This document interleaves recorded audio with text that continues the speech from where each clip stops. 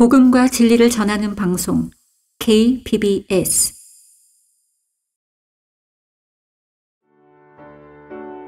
성경 지식을 기초부터 탄탄히 쌓아가는 기초로 돌아가자. 이 시간 우리가 배울 말씀의 주제는 세상을 이기는 믿음입니다. 성경침례교회 박승용 목사입니다.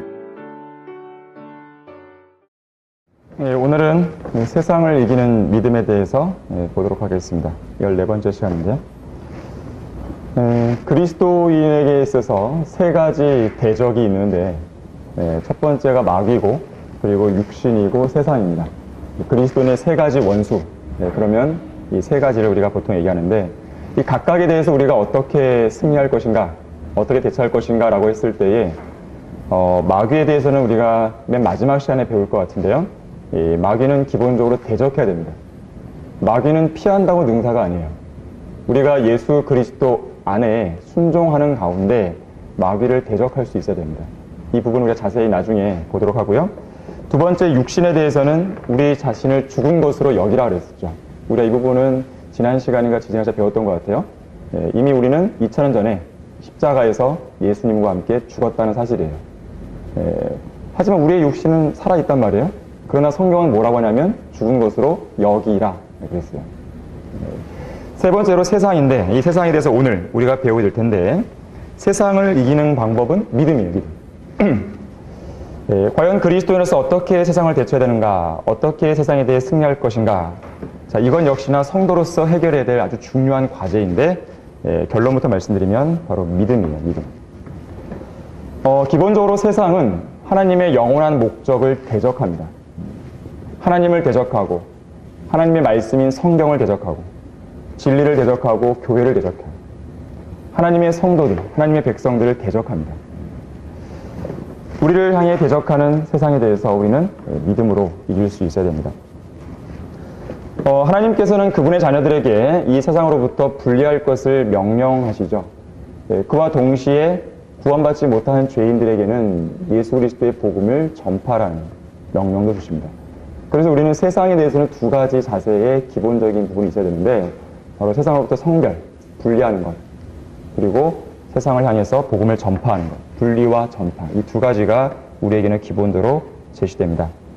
그래서 오늘 우리는 세상을 이기는 믿음, 이 주제를 통해서 어떻게 하면 세상으로부터 성별하고, 어떻게 하면 세상을 향해서 증거하는 이러한 삶을 우리가 균형 있게 가질 수 있는지를 배워야 됩니다.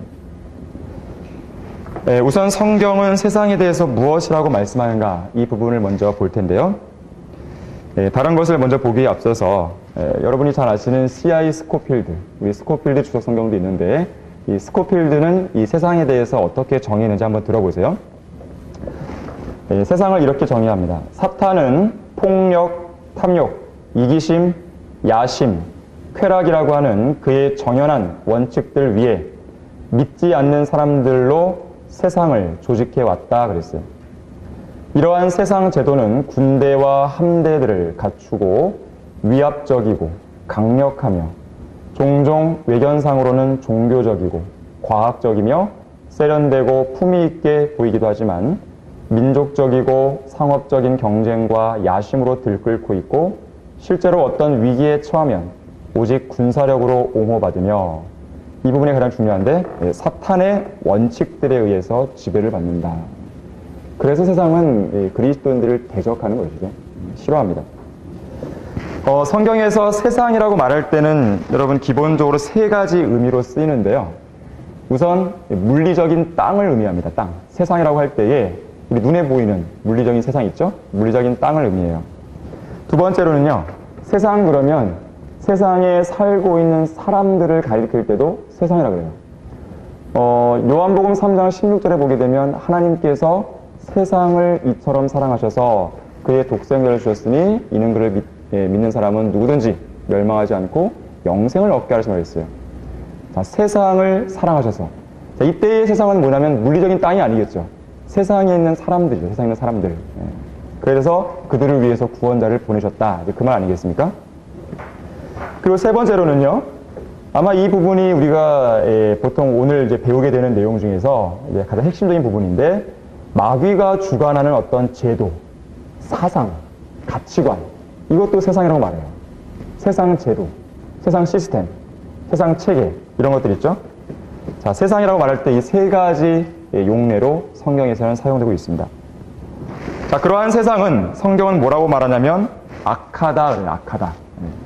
자, 갈라디아서 1장 4절 말씀 보겠습니다. 여러분이 세상을 바라보는 가치관, 세상을 바라보는 관념, 성경과 일치해야 되죠. 자, 과연 성경은 뭐라고 말하는지 한번 보시면 갈라디아서 1장 4절에서는 세상을 악하다고 말합니다. 주께서는 우리의 죄들로 인하여 자신을 주셨으니 이는 하나님 곧 우리 아버지의 뜻에 따라 이 악한 현 세상에서 우리를 구원하시려 함이라 그랬습니다. 자, 악한 현 세상이다. 자, 세상을 정의 내리는데 악하다라고 규정하고 있어요. 성경이 이렇게 정의하면 우리도 역시나 세상을 그렇게 바라볼 수 있어야 됩니다. 부정적인 시각을 가지고 있어야 돼요. 요한일서 5장 19절에서는 뭐라 그러냐면 온 세상이 악함 속에 놓여있다 그랬어요. 온 세상이 악함 속에 놓여있다. 자, 그리스도인들은 이 악한 현 세상에 속한 사람들이 아니죠. 우리는 세상에 속한 사람들이 아닙니다. 다만 우리는 세상의 한 가운데에서 살고 있는 사람들이에요. 그렇다고 세상에 속한 게 아니에요. 우리의 시민권은 어디에 있습니까? 하늘에 있습니다. 그래서 우리는 이 세상을 살아갈 때에 세상에 속한 사람들이 아니라 우리는 어떻게 살았냐면 나그네요. 순례자요. 그러한 신분으로 살아가는 것이에요. 여러분들이 그러한 관점을 가지고 있어야 됩니다. 우리의 시민권은 세상에 있는 것이 아니라 하늘에 있죠. 자, 그렇다면 세상이 왜 악한 것인가? 악한 이유가 무엇인가? 근본적인 이유가 무엇인가? 이 세상의 신이 누구예요? 사탄이기 때문에 그래요. 악한 사탄이 이 세상의 신이기 때문에 기본적으로 이 세상을 관장하고 있는 세상도 역시나 악할 수밖에 없는 것이죠. 고린도후서 4장 4절 말씀 보겠습니다.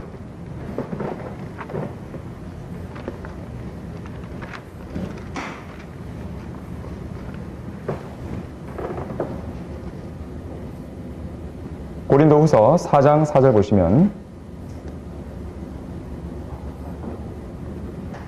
그들 가운데 이 세상의 신이 믿지 않는 자들의 마음을 어둡게 하여 하나님의 형상이신 그리스도의 영광스러운 복음의 광채가 그들에게 비치지 못하게 하느니라 그랬습니다. 자, 이 세상 신, 바로 사탄을 말합니다. 사탄이 믿지 않는 자들의 마음을 어둡게 하는 것이죠. 그래서 우리가 복음을 증거해도 사람들이 쉽게 받아들이지 않는 이유가 바로 여기에 있는 것이죠. 가려버리는 것이죠. 자, 구원받지 않은 사람을 관장하는 영과 우리 안에 계신 성령님은 본질적으로 다르죠. 분명히 다릅니다. 에베소서 2장 1절 한번 찾아보세요. 여기서도 역시나 구원받지 않은 사람들 그리고 세상을 관장하는 존재가 바로 사탄임을 보여주는데 에베소 2장 1절에서 허물과 죄들 가운데서 죽었던 너희를 그가 살리셨으니 자, 뭐가 죽었다는 것이에요? 영이 죽었다는 것이죠. 전에는 너희가 그것들 가운데서 이 세상의 풍조를 따르고 공중권세의 통치자 곧 지금 불순종의 자녀들 안에서 역사하는 영을 따라 행하였으니 그들 가운데서 우리 모두가 이전에는 우리 육신의 정욕들 가운데서 행하였으며 육신과 마음의 욕망들을 이루어 다른 자녀들과 마찬가지로 본래 진노의 자녀니라. 구원받기 이전에 우리의 상태죠. 구원받기 전에 우리의 모습이에요. 누구의 통제를 받았냐면 공중권세의 통치자. 아까 말했던 이 세상의 신, 바로 사탄이죠. 그래서 이 세상은 악한 것이에요. 악한 현 세상이기 때문에 예수님께서는 이 악한 현 세상을 위해서 기도하지 않으셨어요. 요한복음 17장 9절에 보게 되면 나는 세상을 위하여는 기도하지 아니하고 그랬어요. 예수님은 세상을 위해 기도하시지 않았어요. 자, 그렇다면 우리도 세상을 위해 기도할 이유가 없는 것이죠. 이 세상이 잘 되게 해달라고 그렇게 기도하는 것이 아닙니다. 결과적으로 이 세상은 멸망하게 되어 있어요. 악으로 치닫게 되어 있고 이 세상은 하나님을 대적하다가 결국에 하나님의 심판 속에서 하늘과 땅이 모두 불타 없어지게 되는 것입니다. 자, 그러한 세상을 위해서 우리는 기도하는 것이 아니라 오히려 우리는 뭐라고 기도해야 됩니까? 이 멸망에 가는 세상에서 빨리 주님이 오십시오라고 기도하는 것이죠. 주님이 오시는 것만이 유일한 소망이에요. 다른 데에 희망이 없습니다. 아무리 인간이 과학을 발달시키고 어떤 정치를 또 경제를 부흥시킨다 할지라도 그것으로 세상이 잘 될 수 있는 게 아니에요. 인간은 할 수 있는 게 없습니다. 주님이 빨리 오셔야 되는 것이죠. 자, 세상은 멸망으로 치닫고 있어요. 요한일서 2장 15절 한번 보겠습니다. 요한일서 2장 15절을 보시면 세상의 운명에 대해 정확하게 정의를 내리고 있는데, 세상도 세상에 있는 것들도 사랑하지 말라. 아까 예수님도 세상을 위해 기도하지 않았다 그랬죠. 그런데 요한복음 3장 16절에서 아까 잠깐 언급했지만 하나님께서는 세상을 사랑하셔서 누구를 보내셨어요? 독생자를 보내셨습니다. 자, 그런데 일단 세상이라고 할 때 그것은 세상에 있는 사람들이라고 했어요. 자, 그런데 여러분이 잘 유념하셔야 되는데, 세상을 사랑하신 것, 세상 사람들을 사랑하신 것은 지금도 유효한 게 아니에요. 과거에 그러신 것이에요. 요한복음 3장 16절의 말씀의 시제를 보게 되면 현재가 아니에요. 과거에 세상을 사랑하셔서 독생자를 주셨으니 과거예요, 과거. 자, 하나님께서 세상을 사랑하신 시점이 또 한 번 있었는데, 그건 뭐냐면 예수님께서 십자가에서 죽으셨을 때입니다. 그때 이후로는 예수님을 믿지 않는 사람들을 하나님께서 사랑하실 리가 없는 것이에요. 지금 그들의 머리 위에는 진노의 심판만이 놓여있는 것이에요. 언제 그들에게 이 심판이 내릴지 모르는 것이에요. 그날이 오기 전에 빨리 그들은 예수님을 영접해야 되는 것입니다. 그렇게 되면 하나님의 사랑을 받을 수가 있는 것이에요. 자, 하나님은 결코 세상을 사랑하지 않습니다. 그래서 여기 요한일서 2장 15절을 보게 되면 세상도 세상으로 사랑하지 말라고 그랬죠. 하나님이 세상을 사랑하신 것은 이미 과거에 이미 끝난 것이에요. 독생자를 통해서 이미 끝난 것이죠. 누구든지 세상을 사랑하면 아버지를 사랑함이 그 안에 있지 아니하니 이는 세상에 있는 모든 것이 육신의 정욕과 안목의 정욕과 생의 자랑이요 아버지께 속한 것이 아니라 세상에 속한 것이기 때문이라. 세상도 세상의 정욕도 사라지지만 하나님의 뜻을 행하는 자는 영원히 거하느니라. 여러분들이 세상 사람들 향해서 복음을 증거할 때에 바로 이 부분을 이야기할 수 있어야 돼요. 세상은 멸망해 가고 있다는 것이죠. 인간은 죽어간다 이거죠. 자, 그렇게 죽어가는 인간에게, 멸망해가는 이 세상에 유일한 소망이 누구냐? 바로 예수 그리스도를 믿으라는 것이죠. 그렇게 여러분들은 복음을 증거하고 담대하게 외칠 수 있어야 됩니다. 그것이 우리가 해야 될 일이에요. 자, 세상은 멸망으로 치닫고 있기 때문에 우리는 세상을 사랑해서도 안 되고 또 세상을 위해서 기도해서도 안 되는 것이죠.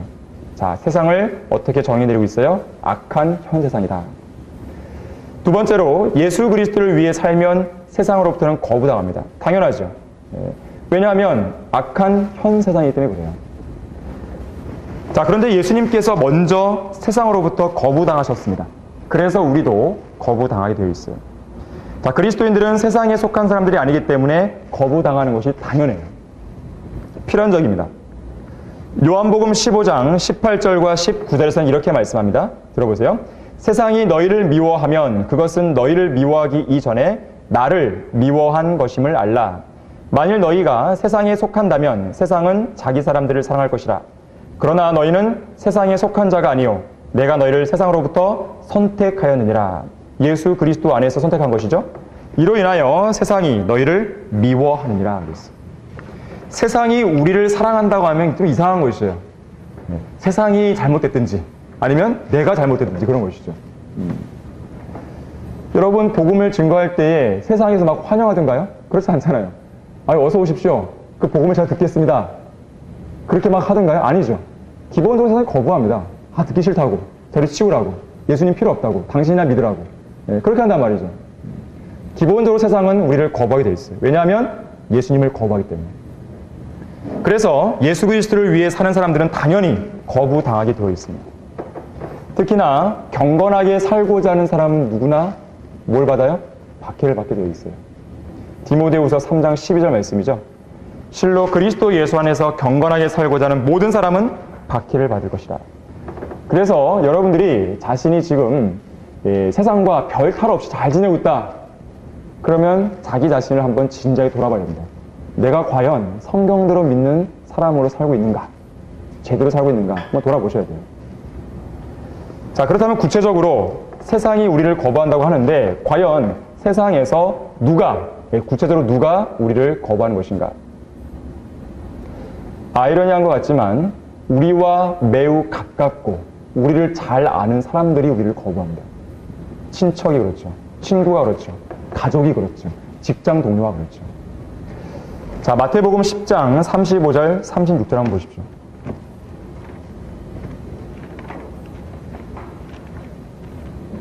마태복음 10장 35절, 36절 보시면 우리의 원수가 과연 어디에 있는지가 제시되는데 10장 35절에서 내가 온 것은 사람이 그 아버지와 딸이 그 어머니와 며느리가 그 시어머니와 서로 대적하게 하려 함이니라. 사람의 원수들은 그의 가족 중에 있으리라. 물과 기름은 결코 섞일 수가 없습니다. 진리와 비진리는 함께 융화될 수가 없어요. 그건 불가능한 일이에요. 그래서 진리가 들어가면 반드시 화학 반응이 일어날 수 있어요. 그래서 우리 수요 기도의 기도 제목도 보게 되면 영적 전쟁을 치르는 가정의 기도 제목이 올라오잖아요. 남편과 아내가 또 부모와 자식 간에 그런 이제 불화가 일어나는 것이에요. 바로 진리 때문에 그러한 경우가 생기는 것이죠. 그렇다고 우리가 그러한 불화가 싫어서 비진리와 타협해야 되는 것인가? 굴복해야 되는 것인가? 그렇진 않죠. 그런데 잠언 말씀에서는요, 자신의 행위가 하나님을 기쁘시게 하면 하나님께서는 그 사람의 원수들과도 화목하게 해주겠다는 그런 말씀도 제시되고 있어요. 여러분, 잠언 16장 7절 한번 찾아보십시오.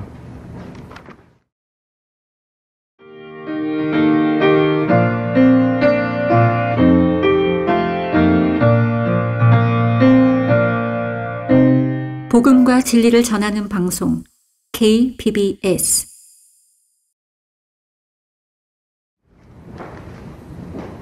그래서 우리가 가족 중에서 이 갈등을 겪고 있고 이 진리로 인해서 그렇게 했을 때에 이 말씀의 약속을 여러분들이 기억하시는 가운데 이겨나가셨으면 하는 바람이 있는 것입니다. 잠언 16장 7절인데요. 사람의 행위가 주를 기쁘시게 하면 주께서 그 사람의 원수들까지도 그와 화목하게 하시니라. 그러니까 우리가 우리의 대적들과 화목할 수 있는 단 한 가지 방법은 뭐냐면 타협이 아니에요. 그들에게 굴복하는 게 아니에요. 오히려 우리는 진리를 고수하는 가운데 하나님을 기쁘시게 해드리는 것이에요. 하다 보면 하나님께서 허락하신다면 어때요? 그 원수와도 화목할 수 있는 것이죠. 가족을 이겨올 수 있는 것이죠. 그래서 실제로 우리 주변에는요, 성경대로 믿는 믿음을 지키다가 뭐 3년, 5년 혹은 그 이상의 세월이 흐른 이후에 정말 기적적으로 자신의 남편이나 아내, 자식들을 교회로 인도해 온 사람들을 보게 됩니다. 정말 승리의 간증을 갖는 것이죠. 그 사람이 얼마나 하나님 앞에서 신실했고 또 얼마나 기도했겠어요. 하나님께서는 계속 지켜보셨고 또 그 사람의 어떤 인내도 보셨고 그런 가운데 본인 스스로 믿음이 성장해 나가는 것이죠. 자, 그런 경우도 있는 것입니다. 또한 우리를 대적하는 존재는 구원받지 않은 사람들로 구성된 사회 전체가 우리를 거부하는 것이죠. 현 세상의 속성과 체계, 본질적으로 하나님을 미워하는 존재들입니다. 그래서 구원받지 않은 사람들로 구성된 사회가 우리를 거부합니다. 야고보서 4장 4절에서는 뭐라 그러냐면 너희 가늠하는 남자들과 가늠하는 여자들아 세상과 친구 되는 것이 하나님과 원수 되는 것임을 알지 못하느냐. 그러므로 누구든지 세상의 친구가 되고자 하는 자는 하나님의 원수가 되느니라. 세상에는 두 종류의 영적인 가족이 있어요. 마귀의 가족이 있고 하나님의 가족이 있어요. 하나님의 가족과 마귀의 가족은 결코 함께 잘 지낼 수가 없습니다. 불가능해요, 그거는. 하나님의 가족이 마귀의 가족과 타협하든지 마귀의 가족이 구원받아서 하나님의 가족으로 들어오든지 둘 중에 하나가 벌어지는 것이죠. 근데 오늘날 대부분의 경우는 어떻게 벌어지냐면 하나님의 가족이 마귀와 마귀의 가족과 타협하는 일이 많이 보여지는 것이죠. 안타깝지만 그런 것들이 있는 것이죠. 오늘날 수많은 교회들이 그러한 길을 걷고 있습니다. 또한 우리를 거부하는 것은요, 세상으로부터 오는 거부가 어떻게 또 다가오냐면 이 미디어, 대중매체, 문학작품이라든지 TV라든지 라디오라든지 영화라든지 스마트폰이지. 자, 이런 미디어 매체를 통해서 전달되는 것이죠. 우리가 그런 책들을 많이 냈는데 마귀를 이기는 어린 양의 보혈이라든지 또 영적 전쟁, 또 최근에 나온 이 제시 펜 루이스가 쓴 마귀들과 싸우는 영적 전쟁. 원 제목은 성도들의 영적 전쟁, War on the Saints라는 것인데 사실 럭커 목사님이 추천하는 책 중에 하나입니다. 그리스도인들 반드시 소장해야 될 책 중에 하나가 이 War on the Saints, 우리가 번역해낸, 최근에 번역한 그 책입니다. 꼭 반드시 읽어보시기 바랍니다. 자, 그 세 권의 책들을 보시게 되면 이런 대중매체들을 통해서 어떻게 마귀가 교묘하게 우리를 공격하고 있는지를 우리가 아주 적나라하게 볼 수 있어요. 꼭 한번 읽어보시면 좋겠어요. 그 외에도 영적 전쟁을 대비하라든지 믿음의 선한 싸움을 싸우라. 우리가 펴낸 책들을 여러분들이 꼭 한번 읽어보시기 바랍니다. 여기서는 그 내용들 다 다룰 수는 없을 것 같고요. 여러분들이 꼭 읽어보시면서 어떻게 세상 대중매체가 우리를 거부하고 대적하는지를 보시기 바랍니다. 자, 그렇다면 우리를 향한 이러한 세상의 거부를 우리가 어떻게 이겨내야 될 것인가? 기본적으로는 믿음이에요. 믿음이 있어야 되는데 여러 가지 방법들을 여기 제시해 놨습니다. 첫 번째는 유순하게 대답하고 가능하면 언제든지 육신적인 싸움은 피해야 되는 것이죠. 잠언 15장 1절에서는요. 유순한 대답은 진노를 사기나 과격한 말은 화를 일으킨다 그랬어요. 자, 로마서 12장 17절 18절 말씀 찾아보겠습니다. 로마서 12장 17절 18절. 자, 우리가 우리를 거부하는 세상에 대해서 어떻게 현명하게 대처할 것인가 여기서 배울 수 있어야 되는데요. 자, 12장 17절에서요. 아무에게도 악으로 악을 갚지 말고 모든 사람 앞에서 정직한 일을 도모하라. 가능한 한 너희 편에서는 모든 사람과 더불어 화목하게 지내라. 자, 물론 이것은 오해하지 마십시오. 진리를 버리고 세상과 타협하라. 그 말이 아닙니다. 진리를 행하는 가운데에 우리가 불필요한 싸움을 할 필요가 없다는 것이에요. 그렇잖아요. 괜히 육신적인 싸움을 우리가 사소할 필요가 없는 것입니다. 오히려 그렇게 하는 순간 우리는 감정을 잃어버리는 것이에요. 두 번째로는 아까 우리가 잠언 16장 7절 살펴보았지만 우리의 삶을 통해서 하나님을 기쁘시게 해야 돼요. 그랬을 때 하나님은 원수들과 화목할 수 있는 길을 우리에게 제시해 주신 것이죠. 우리의 삶을 통해서 하나님을 기쁘시게 합니다. 자, 세 번째로 가장 중요한 부분이죠. 승리를 주시는 하나님을 믿어야 됩니다. 자, 요한일서 5장 4절 5절 한번 찾아보겠습니다. 오늘 배우는 내용의 가장 핵심이에요. 세상을 이기는 승리, 바로 믿음이에요. 믿음. 하나님을 믿어야 됩니다. 세상의 거부에 대해서 때로는 두렵고 위축되고 때로는 낙담되고 그럴 때가 있단 말이죠. 자, 그때 여러분들이 반드시 기억해야 할 구절이 바로 이것이에요. 요한일서 5장 4절 5절 말씀인데요. 이는 하나님께로부터 태어난 자는 이 자가 누구예요? 우리들이죠. 우리가 영이 거듭났잖아요. 바로 우리들 말합니다. 태어난 자는 누구든지 세상을 이기기 때문이라. 세상을 이기는 승리는 이것이니 곧 우리의 믿음이라. 예수께서 하나님의 아들이심을 믿는 자 외에 세상을 이기는 자가 누구냐 그랬어요. 없다 이거죠. 그리스도밖에 없는 것이죠. 믿음으로 우리는 이길 수 있습니다. 뭘 믿을 것인가? 어떠한 환경에서도 하나님께서 우리의 필요를 채워주시고 어떠한 환경에서도 하나님께서 이 세상 상황을 이기게 해주시고 특히나 하나님께서는 뭐라고 하셨습니까? 하나님께서 우리에게 주신 것은 두려워하는 영이 아니라 능력과 사랑과 건전한 생각의 영이라고 했어요. 세상을 두려워하는 것, 누구한테 오는 것이에요? 마귀에게 오는 것입니다. 우리가 두려워할 분은 딱 한 분이에요. 하나님이세요. 그래서 우리는 하나님을 믿어야 되는 거죠. 어떠한 상황에서도 마치 욥처럼 어떠한 상황에서도 믿어야 되는 것이죠. 그랬을 때에 여러분이 승리할 수 있는 길이 보이는 것이에요.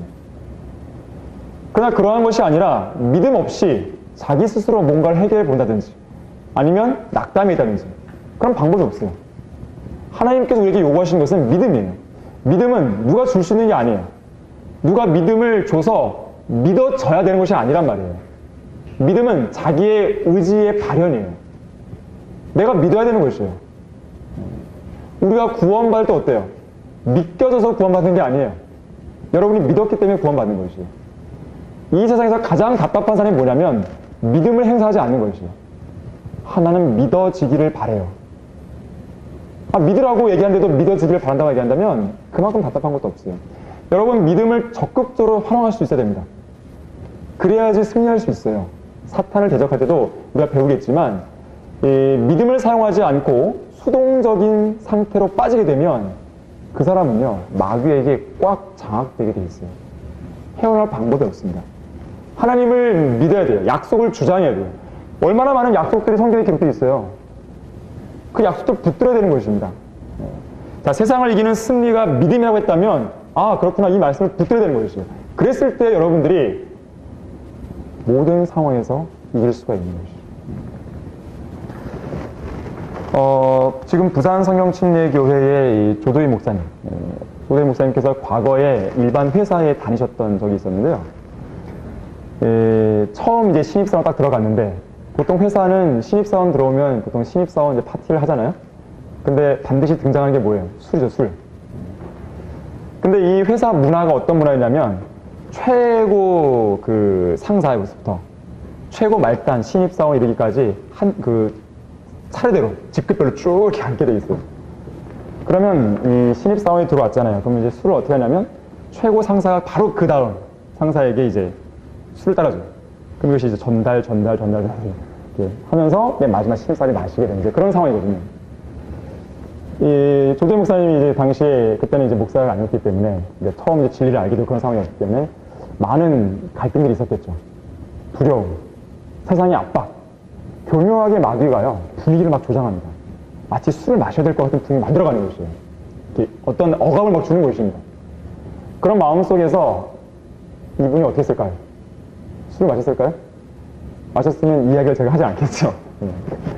그 순간 기도를 한 것이에요. 하나님 도와주십시오. 제가 신뢰할 수 있는 분밖에 없습니다. 근데 여러분 어떠한 일이 벌어진지 아세요? 전달이 쭉 됐는데 갑자기 그 최고 상사가 탁 일어나더니 이 조대 목사님 그 뒤로 쭉 갑자기 쭉 오는 것이죠. 그러면서 너 교회 다닌다면서 예수님 믿다면서 내가 대신 술을 마셔줄게.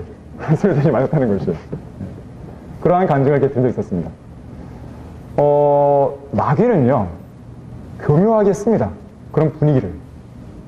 그래서 막 억압을 준단 말이에요. 그래서 그 사람으로 하여금 믿음을 발휘하지 못하게 하고 기도하지 못하게 하고 결국 세상에게 굴복하게 만들어가요. 그것이 마귀가 쓰는 수법이에요. 자, 아까 말씀드렸지만 하나님께서 우리에게 주는 뭐예요? 두려워하는 영이 아니라 했어요. 자, 그런 두려움을 준단 말이에요. 아마 여러분도 세상 직장에서 경험하신 분들은 그런 상황들을 많이 당하셨을 것이에요. 그런 부분들이. 근데 그 순간 내가 하나님을 믿고 기도하고 신뢰했을 때, 뭐 긴 기도가 아니죠. 뭐 긴 기도가 필요한 게 아니죠. 그 순간에 뭐 다른 데 혼자 가서 뭐 기도하고 무릎 꿇고 있겠어요? 그건 아니될 거 아니었어요. 그 순간 짧지만 하나님을 신뢰하는 기도가 필요한 것이죠. 그랬을 때에 하나님께서는 이기게 하시고 때로는 피할 길도 마련해 주신 것이에요. 자, 그것이 없으면 무너지게 되는 것입니다. 자, 세상을 이기는 승리는 믿음이에요. 그래서 반드시 기억하셔야 됩니다.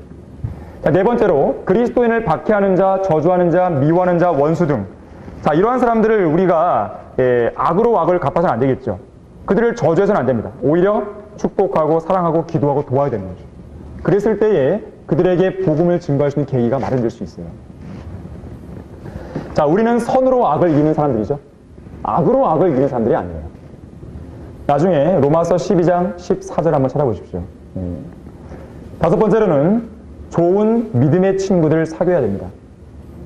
자기의 동지들을 만드는 것이에요. 함께 믿음을 공유할 수 있는 사람들을 만드는 것입니다. 그러려면 어떻게 돼요? 여러분들이 부단히 복음을 전하고 진리를 증거하겠죠. 아무래도 세상 한가운데 있으면 혼자 있으면 얼마나 외롭겠어요. 물론 주님이 함께 하신다는 걸 알고 있지만 때때로 함께 믿음을 공유하는 지체들이 함께 옆에 있다면 얼마나 큰 힘이 되겠어요. 저도 과거에 이 대학교 원래 CCC에 있었었는데 군대에서 진리를 알고 나서 이제 복학하는 과정에서 CCC를 나올 수밖에 없었죠. 당연히 성별해야 되니까. 그들과 믿음이 다르기 때문에. 근데 어느 날 이 캠퍼스 한가운데 벤치에 딱 앉아있는데 외로움이 밀려오는 것이에요. 그 전에는 그나마 어차피 뭐 세상 학과 학생들은, 동기들은 세상 친구들이기 때문에 뭐 무슨 얘기를 하겠어요. 그나마 그래도 연결고리가 이제 CCC 이제 기독교 단체였기 때문에. 근데 지금은 뭐냐면 그들마저도 관계가 끊어져 버린 것이에요. 상당히 외롭더라고요. 갑자기 외로움이 확 밀려오는 것이에요. 근데 그때 하나님께서 저에게 한 가지 생각을 주셨는데 뭐였냐면 이 성경들은 믿는 교회에 이 세상에 얼마 안 되는, 이 한국 땅에 얼마 안 되는 이 성경들은 믿는 사람들의 소중함을 알게 하신 것이에요.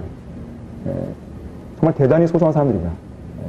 그래서 그들과 교제하고 그들과 교제하는 가운데에 함께 믿음을 나누는 이런 부분들, 그러한 것을 깨닫게 될 수 있습니다. 자, 그래서 여러분들이 좋은 믿음의 친구들 사귈 필요가 있는 것이죠. 그러한 사람들을 만들어내셔야 됩니다. 기도하는 가운데 하나님, 동역자를 이 직장에서 혹은 이 사회에서 만들 수 있도록 도와주십시오. 저도 군대 가기 전에 기도 제목 중에 하나가 뭐였냐면 이 진리를 믿고 시행할 수 있는 사람을 만나기 시작했어요. 그랬더니 하나님께서 9개월 만에 백정현 형제를 보내주신 것이 군대, 같은 부대 안으로. 뭐 이야기를 하려면 정말로 너무 저는 뭐 감격스러워서 뭐 한도 끝도 얘기할 수 있는 부분이 있겠지만 여러분도 마찬가지로 기도하셔야 됩니다. 현재 처한 그 직장 어떤 상황이든지 믿음을 공유할 수 있는 한 사람을 만나게 달라고, 사귈 수 있게 달라고 그렇게 기도하셔야 됩니다. 자, 그리스도인으로서 어떤 모습으로 세상에 비춰야 되는가? 첫 번째로는 세상으로부터 성별되어야 되고요. 또한 우리의 헌행이 그들에게 독특하게 비춰질 수 있어야 됩니다. 여러분 기억해 주십시오. 그 세상이 원하는 사람이 되어서는 안 돼요. 그러면 세상과 타협하게 되겠습니다. 세상이 깜짝 놀랄 만한 사람이 되셔야 됩니다. 어떻게 저런 사람이 있을 수 있지? 라는 사람이 되어줘야 돼요. 물론 그렇다고 해서 너무 비정상적으로 아예 상식을 벗어나서 그런 사람이 되란 말이 아니에요. 무슨 말씀인지 아시겠죠? 그러나 세상이 깜짝 놀랄 만한 사람이 되어야 됩니다. 정말로 세상에서 찾아볼 수 없는 그런 사람, 독특한 백성, 하나님께서 말씀하신 그 정말 독특한 사람, 그런 사람이 되어야 돼요. 세상과 똑같이 살고 그런 사람이 어떻게 성경 들음 있는 그리스도를 살 수 있겠어요? 그럼 말이 안 되는 거죠. 하나님의 아들들이요 세상에서 비추는 빛들로서 간증과 증거를 보여줄 수 있어야 됩니다. 그러면서 우리는 세상을 어떤 관점으로 봐야 되냐면 서두에 말씀드렸지만 이 땅에서 순례자요 또 우리의 집은 하늘에 있다는 것을 기억하셔야 됩니다. 뭐 다른 부분들 한번 쭉 읽어보시길 바라고요. 여러분 거기 결론 부분 한번 보세요. 결론 부분. 우리는 악한 현 세상으로부터 영적으로 성별하되 세상의 법령에는 복종해야 하며 그렇게 정직하게 살면서 간증을 유지하는 가운데 죄악된 세상을 향해 그리스도의 복음을 열심히 전파해야 한다 그랬습니다. 여기에 세상의 법령에는 복종해야 한다 그랬습니다. 여러분 그리스도인들은 데모를 한다든지요. 뭐 국가를 전복한 어떤 행위를 한다든지 또 뭐 등록금 투자를 한다든지 그런 것을 하는 사람들이 아니에요. 기본적으로 세상은 분명히 악하지만 세상에 주어진 권세는 위로부터 오는 권세예요. 하나님께서 허락하신 권세란 말이에요. 물론 어떤 세상 정부가 올바르게 행하진 않잖아요. 우리나라만 마찬가지잖아요. 하지만 기본적으로 하나님께서 허락하신 권세이기 때문에 그 권세에 우리가 어떤 대적을 해서는 안 되는 것입니다. 그러나 만약에 세상에서 우리를 향해 핍박하고 박해하고 진리를 부인하게 한다. 마치 중세 암흑시대나 로마 제국의 박해시대나 그러한 상황이 벌어진다고 한다면 어떻게 하시겠어요? 하나님께서 허락하신 권세니까 타협하겠습니까? 그건 아니죠. 그때 당연히 진리를 지켜야 됩니다. 하지만 그렇지 않은 상황에서라고 한다면 우리는 세상 법령에 기본적으로 복종해야 되는 것이죠. 자, 그래서 우리는 이 나라 위정자들을 위해 기도할 필요가 있습니다. 우리는 세상을 위해 기도하는 사람은 아니지만 우리가 복음을 효과적으로 전파하고 믿음의 생활을 온전하게 영위하기 위해서 우리는 세상 위정자들, 이 나라 대통령들을 위해서 대통령과 국회의원들에서 기도할 필요가 있는 것이죠. 바로 그 부분이 어디 나오냐면 여러분 디모데전서 2장 1절과 2절 한번 보겠어요. 디모데전서 2장 1절과 2절 보시면 그러므로 내가 무엇보다도 먼저 권하노니 모든 사람을 위하여 간구와 기도와 중보와 감사를 하되 왕들과 권세 있는 모든 사람을 위하여 하라. 이는 우리가 모든 경건과 청렴함 가운데 평온하고 조용한 생활을 하려 함이라 그랬습니다. 이것이 우리가 해야 될 일이에요. 세상을 위해 기도하진 않지만 우리가 믿음의 생활을 온전히 하기 위해서 이들을 위해서 기도할 필요가 있는 것이죠. 베드로전서 2장 13절 한번 보세요. 여러분 다 찾아볼 수는 없을 것 같습니다. 근데 여러분들이 꼭 거기 프린트본에 나와 있는 내용들은요 반드시 여러분들이 찾아보셔야 됩니다. 베드로전서 2장 13절을 보시면 주를 위하여 인간의 모든 법령에 복종하되 권세 있는 왕에게나 혹은 행하는 자들을 벌하고 선을 행하는 자들을 칭찬하라고 그가 보낸 관리들에게 하라 그랬어요. 자, 인간의 모든 법령에 복종하라고 했습니다. 법을 어기는 사람이 돼서는 안 돼요. 여러분 교통법도 잘 지키세요. 그리스도로서 막 하시면 안 됩니다. 그런데 여러분 베드로가요 언제 사역했던 사람인지 아세요? 이 당시에 로마의 황제가 누군지 아세요? 네로예요. 네로. 가장 포악했던 네로예요. 그리스도인들을 가장 많이 받게 했던 황제 네로예요. 근데 베드로가 뭐라고 말하고 있어요? 주를 위하여 인간의 모든 법령에 복종하되 권세는 왕에게나 하면서 복종하고 있어요. 지금 우리는 그런 네로가 있는 시대는 아니잖아요. 기본적으로 하나님께서 허락하신 그 권세에 우리는 복종해야 됩니다. 우리로 하여금 진리를 거부하게 한다든지 그런 상황이 아닌 한 복종해야 됩니다. 다만 우리는 뭐예요? 우리의 믿음의 생활을 온전히 하기 위해서 그들을 위해서 기도할 필요가 있는 것이죠. 자, 이것이 그리스도인으로서 가져야 될 올바른 자세입니다. 다음 시간에 계속하도록 하겠습니다. 수고하셨습니다. 지금까지 기초로 돌아가자와 함께 하셨습니다.